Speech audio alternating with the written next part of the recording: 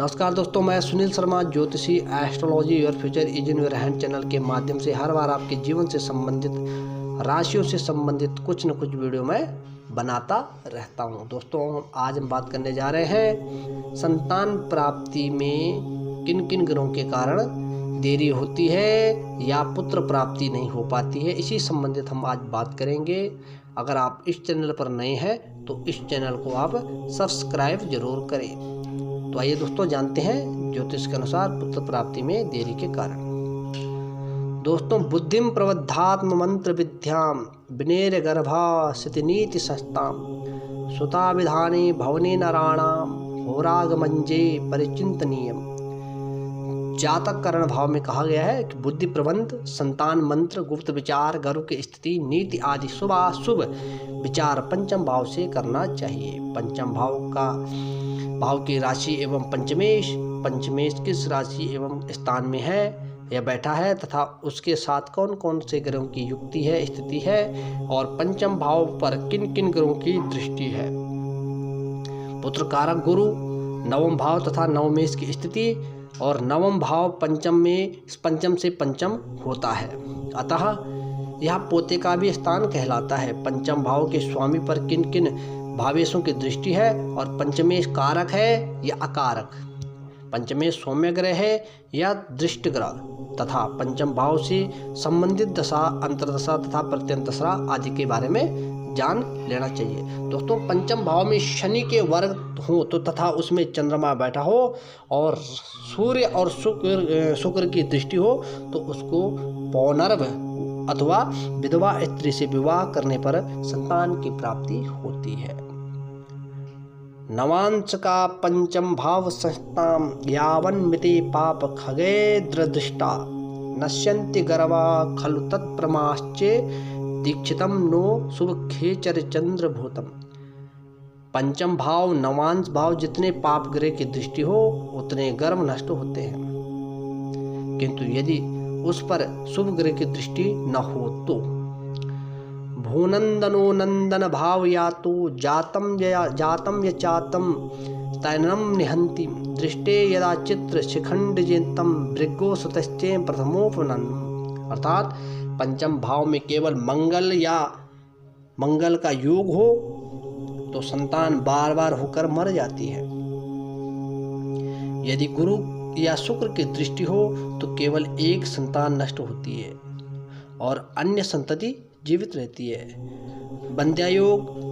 काक बंध्या योग, विषय कन्या योग, मृत अवस्था योग, संतित बाधा योग अर्थात गर्भपात योग स्त्री की कुंडली में होकर उन्हें संतान सुख से वंचित कर देती है। इस प्रकार के कुछ योग निम्नलिखित माने गए हैं। लगन और चंद्र लग्न से पंचम एवं नवम स्थान से पाप ग्रहों के बैठने से तथा उन पर शत्रु ग्रहों की दृष्टि हो, लग्नेश पंचम नवम तथा पुत्र कारक गुरु पर पाप ग्रह प्रभाव हो या लगन से पंचम स्थान में 3 पाप ग्रह हो और उन पर शत्रु ग्रहों की दृष्टि हो या 8वें स्थान में शनि या सूर्य स्वक्षेत्री हो, अपने क्षेत्र का हो और तीसरे स्थान पर स्वामी तीसरे स्थान का जो स्वामी है वो तीसरे पर ही हो या स्थान से 5वें या 12वें भाव में हो तो पंचम भाव का स्वामी 6ठे स्थान में चला जाता है। जिस महिला या जातक की कुंडली में लगन में मंगल एवं शनि इकट्ठे बैठे हों, लगन में मकर या कुंभ राशि हो या मेष राशि या वृश्चिक राशि हो और उसमें चंद्रमा स्थित हो तथा उस पर पाप ग्रहों की दृष्टि हो या 5वें या 7वें स्थान में सूर्य एवं राहु का एक साथ इकट्ठा प्रभाव हो या 5वें भाव का स्वामी 12वें स्थान में हो या 12वें स्थान का स्वामी 5वें भाव में बैठा हो और इनमें से कोई भी पाप ग्रह की पूर्ण दृष्टि में हो या दोस्तों 8वें स्थान में शुभ ग्रह स्थित हो तथा साथ ही 5वें तथा 11वें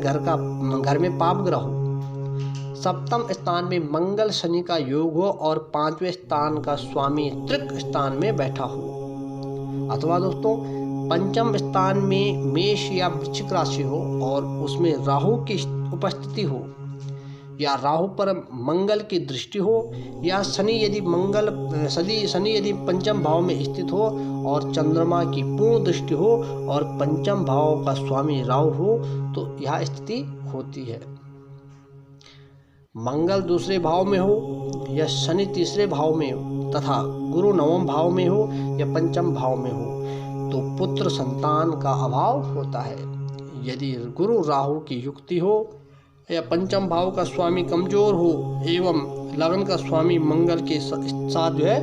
स्थिति हो अथवा लग्न में राहु हो और गुरु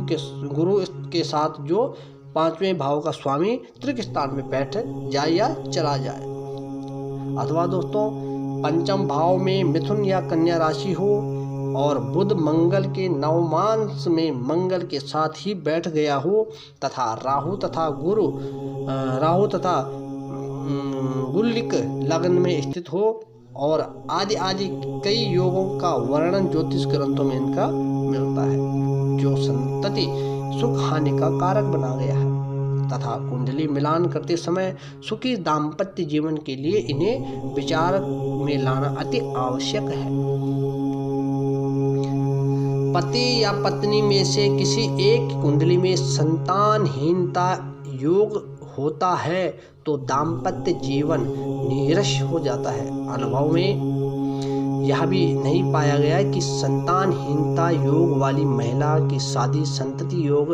वाले पुरुष के साथ ही जाए अथवा संतानहीन योग वाले पुरुष की शादी संतति योगावली महिला के साथ की जाए और इस प्रकार का कुयोग दूर हो जाए, लेकिन यह कुयोग नहीं कटता और जीवन भर संतान का अभाव बना रहता है। ऐसी स्थिति में ईश कृपा यानी कि इस अपने इष्ट की कृपा, भगवान की कृपा या संत कृपा ही इस कुयोग को काट सकती है। निम्न उपाय भी संतान सुख देने वाला सहायक माना गया। आप इनमें से कोई उपाय कर सकते हैं, जैसे कि षष्ठी देवी का जप, पूजन एवं स्त्रोत, यानी षष्ठी देवी में सूर्य भगवान की पूजा आ जाती है तो आप सूर्य भगवान की पूजा, जप और स्त्रोत का पाठ करें, अनुष्ठान करें। पुत्रहीन व्यक्ति को सुयोग्य पुत्र संतान देने में सहायक होता है। या दूसरा, आप संतान गोपाल मंत्र का जाप कर सकते हैं, जो कि संतान गोपाल स्त्रोत का नियमित पाठ भी संतति सुख प्रदान करने वाला होता है। इसके अतिरिक्त भगवान शिव की आराधना एवं जप, पूजा, अनुष्ठान, कन्यादान, गोदान एवं अन्य यंत्र तंत्र तथा